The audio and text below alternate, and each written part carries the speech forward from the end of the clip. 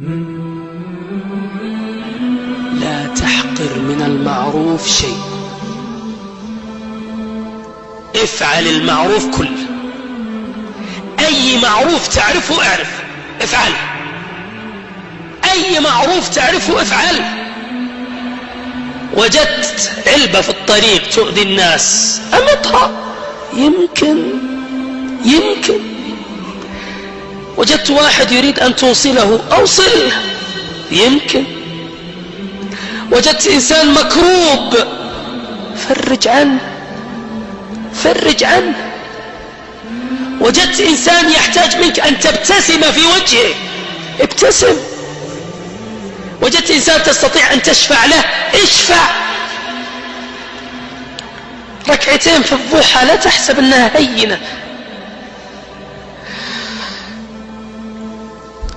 زبيدة زوجة هارون الرشيد صنعت مشروع عظيم جدا.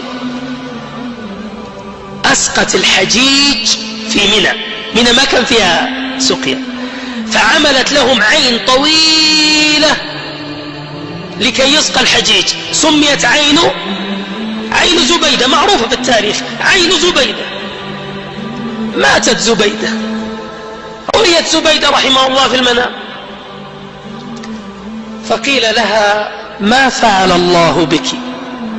قالت: غفر لي.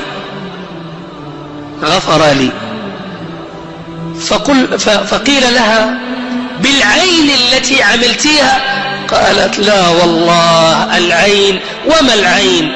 إنما بركعتين في جوف الليل كنت أحافظ عليها. شفت حاجة ما تتوقع، ركعتين في جوف الليل.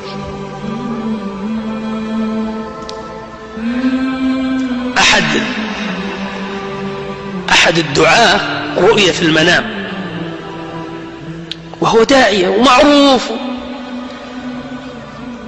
فقيل له: ما فعل الله بك؟ فضحك، قال: فوق هكذا. قيل: بدعوتك؟ قال: دعوتي إنما بريالات تصدقت بها. سبحان الله، ما تعرف يا أخي. لا تحقر من المعروف شيء، افعل كل المعروف. كل وقت تعرف فيه معروف اعمل، ما تخسر شيء، فإنك لا تعلم ما هو العمل الذي سيغفر لك به. يمكن ما ندري، يمكن ربنا غفور ولا ما هو غفور، شكور ولا ما هو شكور. أسأل الله أن يدخلنا بهذا المجلس الجنة، أسأل الله أن يدخلنا بهذا المجلس بالذات بفضله وكرمه وشكره الجنة. أسأل الله أن يشكرنا على هذا المجلس، أسأل الله أن يشكرنا ويبارك لنا ويصلح لنا باقي أيامنا. أسأل الله أن يثبتنا على السنة ويحببنا في السنة ويعيننا على نشر السنة ويرزقنا العمل بالعلم. قولوا آمين. اللهم إنا نشكرك أن فقهتنا في أسمائك، فزدنا فقها وعلما وعملا يا رب العالمين.